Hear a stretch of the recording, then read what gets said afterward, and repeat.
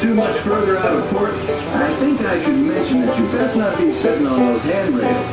They're the only thing between you and the river. And the river don't always take kindly to running by the guests. We've also had reports of river pirates operating in the vicinity, so I wouldn't lean out beyond those rails for that reason either.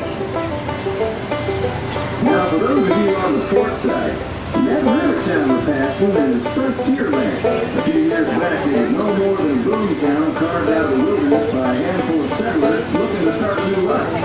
Today, gentility and decorum are running rampant. Oh, it still has a share of footloose trappers, keelboaters, prospectors, and an Indian or two, but mostly it's flush time and well on its way to become a fine big city. Most of the walkways are now made out of wood instead of mud, and the Diamond Horseshoe Saloon now features a musical review along with its other delightful forms of entertainment. Frontierland reminds me some of my own hometown, Hannibal. It takes me back to when I was a barefoot boy growing up alongside the riverbank. You know, it seems to me that when I was younger, I could remember everything, whether it happened or not. But as I grow older, I seem to remember only the things that never happened at all. See that peak just beyond the outskirts of Frontierland? That's Chickapin Hill, or at least it used to be. Dam burst a few years back, and folks been calling it Splash Mountain ever since. Some have even taken to riding hauling out logs over the big falls. Seems far-fetched, I know, but it's the truth. All my life, it seems I never could tell a lie that anybody would doubt, nor a truth that anybody would believe. But believe me when I tell you, truth is the most valuable thing we have. So I make sure I only use it with economy.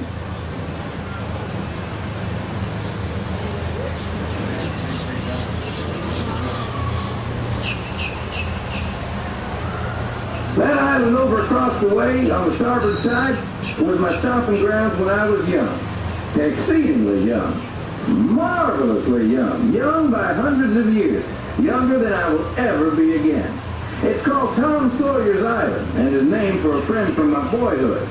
Even today, the only way you can get there is by raft. Old man Harper's grain mill is there, back in the woods just off Tom's Landing. And that's Muck Potter's pond and his windmill. We almost hanged Muck once. And there's Huck's Landing. I always did like Huck. He could swear just wonderfully. He and Tom and I spent most of our wild and reckless youth exploring that island. Lots of caves, lots of adventure, if you know where to look. And we all knew where to look. That's Superstition Bridge. It connects the big island to the little one. And if you follow the Wilderness Trail there, it'll lead you right up to the gates of Fort Langhorne. It's the last trading outpost before we head into Indian country. And I thought it was okay. Oh, that's amazing.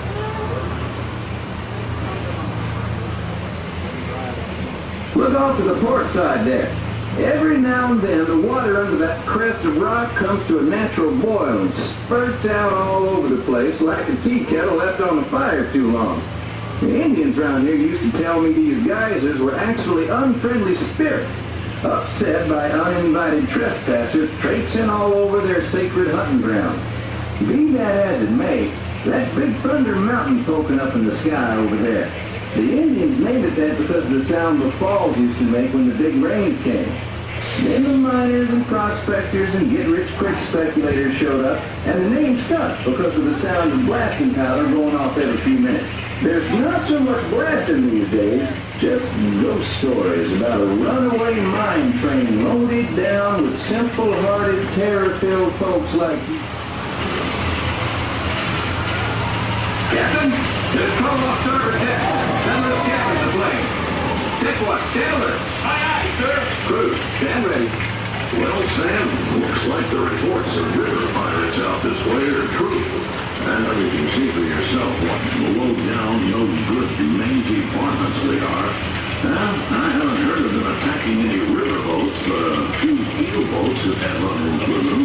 Not much we can do now, except to leave word at the next port that trouble's still stirring out this way. Yes, sir.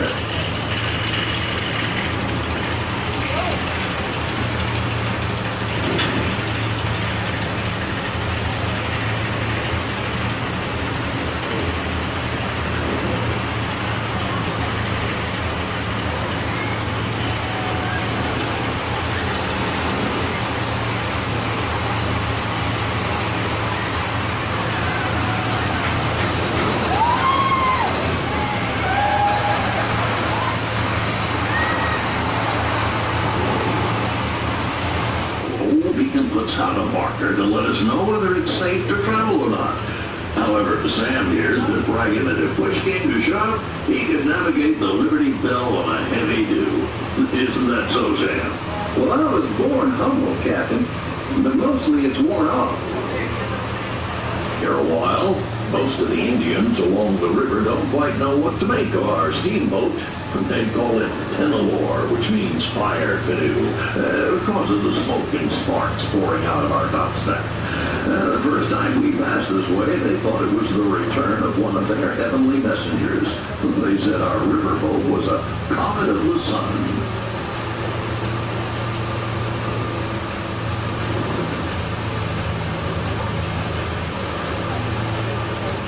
Yep, I can get them from here. But from all the commotion, it sounds like their interests lie elsewhere.